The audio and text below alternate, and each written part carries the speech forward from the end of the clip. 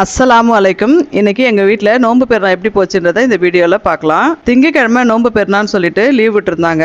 ஆனா பெற தெரிஞ்சாதான் அதை கன்ஃபார்ம் பண்ண முடியும். நோம்புக்கு முன்னாடி தான் வீட்டை டீப் கிளீனிங் பண்ணியிருந்தோம். ஆனா இந்த ஒரு மாசத்துல மறுபடியும் வீட்டை கிளீன் பண்ற மாதிரி தான் இருந்துச்சு. ஞாயிற்றுக்கிழமை காலையில இருந்தே வீட்டுல இருக்க எல்லாரும் சேர்ந்து கொஞ்சம் இருக்க தூசை தட்டுறது, எக்ஸாம் முடிஞ்ச புக்ஸ் எல்லாம் நீட்டா அடுக்கி வைக்கிறது, அப்புறம் பெட்ஷீட் துவைக்கிறது, வீட்டை துடைக்கிறது, இது மாதிரி ஒரே வேலையாவே இருந்துச்சு. பசங்களுக்கும் இன்னைக்கு லீவ் விட்டதால வேலை செய்ய கொஞ்சம் சௌரியமாவும் இருந்துச்சு. இந்த வேலைகளுக்கு நடுவுலயே மார்க்கெட் போறது, சூப்பர் மார்க்கெட் போய் நெய், எண்ணெய், உளுந்து, அப்புறம் டைலர் கடைக்கு போயிட்டு பிளவுஸ் எல்லாம் வாங்குறது, இன்னும் இது மாதிரியான வேலைகளும் இருந்துச்சு. நைட்டு கூட பூண்டை உரிச்சிக்கலாம்னு சொல்லிட்டு உரிக்க வேண்டிய பூண்டெல்லாம் தனித்தனியா எடுத்து ஊற போட்டு வச்சுக்கணும். இஞ்சியையும் தோல் எடுக்கிறதுக்காக ஊற போட்டு வச்சுக்கணும். மகரிப் நேரம் ஆனதுமே, அதாவது விளக்கு வைக்கிற நேரத்துல நாங்க எல்லாருமே பெற பார்க்க ஆரம்பிச்சோம். எங்க வீட்டு பக்கம் பெற தெரியவே இல்லை. இன்னும் கொஞ்ச நேரம் கழிச்சும் போய் பார்க்கலாம்னு சொல்லிட்டு பார்த்தோம். அப்பவும் பெற தெரியல. மூணாம் பெறனா கொஞ்ச நேரத்திலே தோண்டி மறைஞ்சிரும். சரி, எப்படியும் எங்கேயாவது பெற தெரிஞ்சாலும் நமக்கு செய்தி வந்துரும் அப்படின்னு சொல்லிட்டு நம்ம இன்னும் என்னென்ன வேலை செய்யணுமோ அதெல்லாமும் செய்ய ஆரம்பிச்சோம். இதுக்கப்புறம் பெருநாவுக்கு போட்டுக்கிற ட்ரெஸ் எல்லாம் எடுத்து டக்குன்னு எடுத்து போட்டுக்கிற மாதிரி முன்னாடியே எடுத்து வச்சுக்கணும். அப்புறம் பூண்டை உரிக்கிறது, இஞ்சி தோலை எடுத்து கட் பண்றது, வெங்காயம் உரிக்கிறது, இது மாதிரி எல்லா ப்ரீ ப்ரிப்பரேஷன் வேலையும் நைட்டே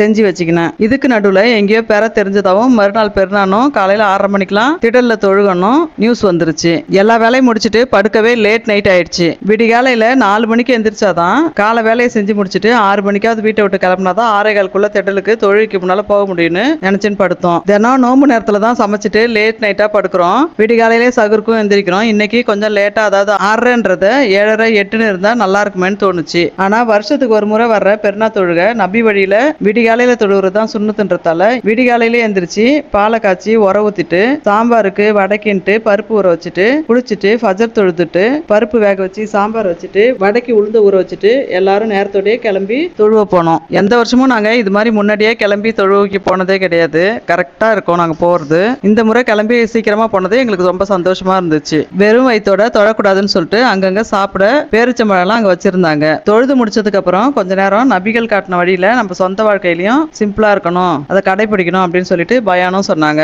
தொழுகை முடிச்சுட்டு வீட்டுக்கு வரும்போது காலையில வந்த வழி விட்டு வேற வழியில போகணும் அப்படின்னு சொல்லிட்டு சொன்னாங்க.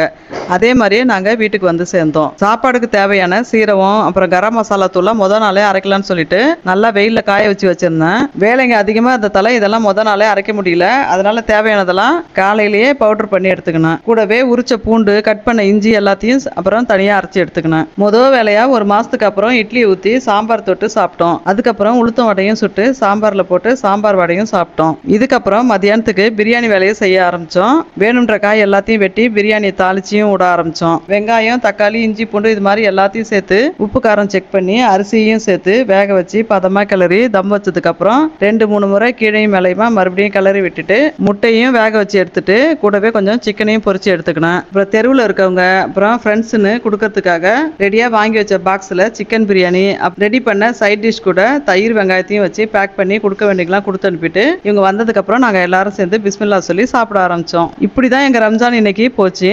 உங்களுக்கு எப்படி ரம்ஜான் போச்சுன்றத கமெண்ட்ஸ்ல சொல்லுங்க. அஸ்ஸலாமு அலைக்கும்.